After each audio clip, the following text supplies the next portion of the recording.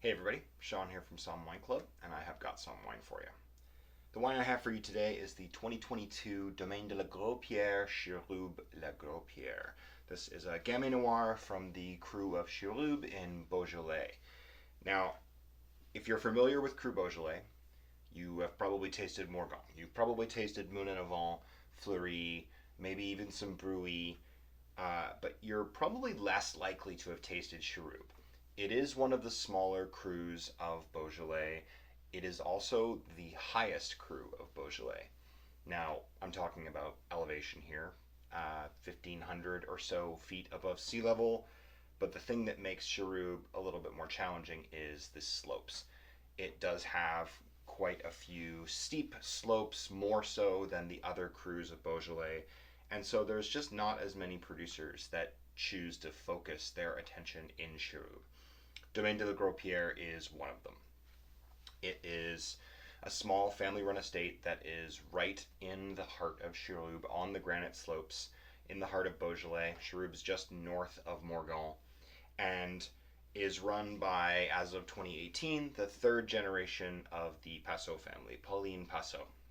After working as a sommelier in Ireland and in Lyon, she went and did a couple of vintages of winemaking in different parts of the world. I think it was Chile and New Zealand, and then was beckoned home to Beaujolais to make some wine closer to home. She made some of her own wine under her own label, starting in, I think it was 2016, and then as of 2018 has taken over all of her family property and is now doing all of the work there.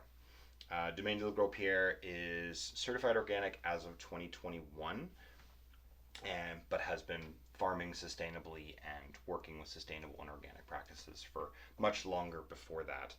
This is their flagship. This is the wine that they make the most of, but of that it's only 40,000 bottles or so that they make of all of their wines every year, and half of that goes to this particular wine.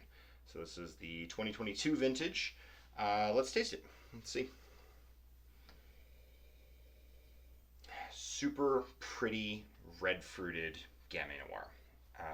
Depending on which cru of Beaujolais you're in, Gamay can have different expressions. It can be a little bit more meaty, a little bit more smoky, earthy, savory, dark fruited.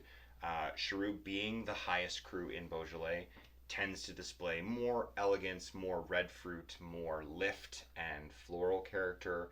It also means that it's picked last, basically, because it needs to have an extra couple of days or sometimes a week of ripeness because of the cooler temperatures at elevation.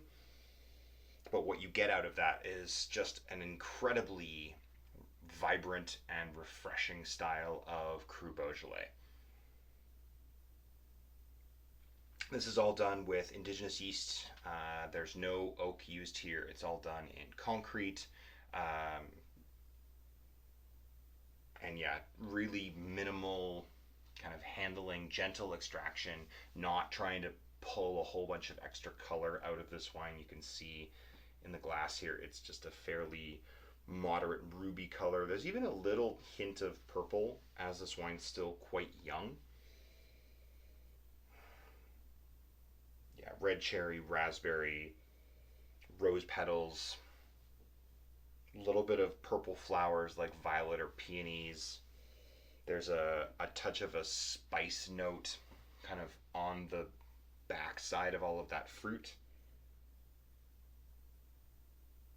But it's super, super subtle. It's like pink peppercorn and then kind of fades back into this slightly savory red fruited character.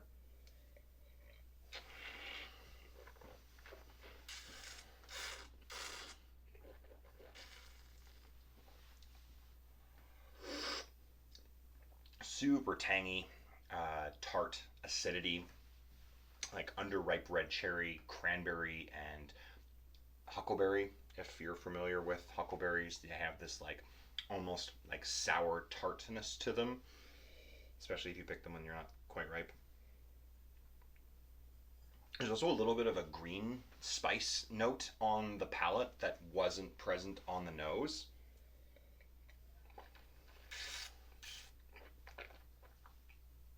It's a touch touch herbaceous, touch stemmy. I didn't see any notes about stem inclusion, um, but just judging by the character of this wine, I imagine this does have some whole cluster, um, but I can't confirm or deny that. So I'm just going off of what I taste in the glass here.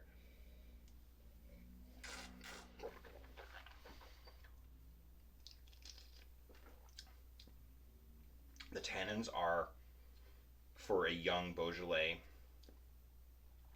soft but firm, if that makes sense. They're silky. They're very elegant, easy drinking tannins, but they are present and they have a little bit of an angular edge to them. So even though this wine is a lighter bodied red with lower tannins, it'll still benefit from being put into a decanter and splashed around a little bit. That'll help to kind of wake up some of the aromatics. It'll help to soften a little bit of those hard edges on the tannin. But the wine is really drinkable, and all of that tangy red fruit that you get on the nose and on the initial attack of the palate, it kind of gives way to a more kind of savory and earthy edge to the finish.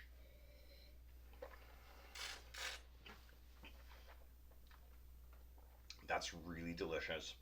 It would be great with a little bit of a chill. I took this out of my cellar, so it's probably sitting at about 13, 14 degrees right now. Um, Perfect summer wine for when you've got a hot day and you still want a glass of red, but you need something a little bit more on the refreshing side. Also means that it's super, super flexible and dynamic to use with different kinds of food. You can take this to a picnic, you can take this to a backyard barbecue, you can do chicken wings, you can do sausages, you can do charcuterie, you could do a sit down dinner, you could do fish, vegetables, roast chicken, um, Lebanese food, or like falafel. I'm thinking like you can do kebabs, you could do. Uh, there is not too many things that I probably wouldn't want to eat if I had this on the table. And that's what's so great about Beaujolais and Gamay Noir. Nothing against Gamay Noir that's made outside of Beaujolais, but this is what we're talking about.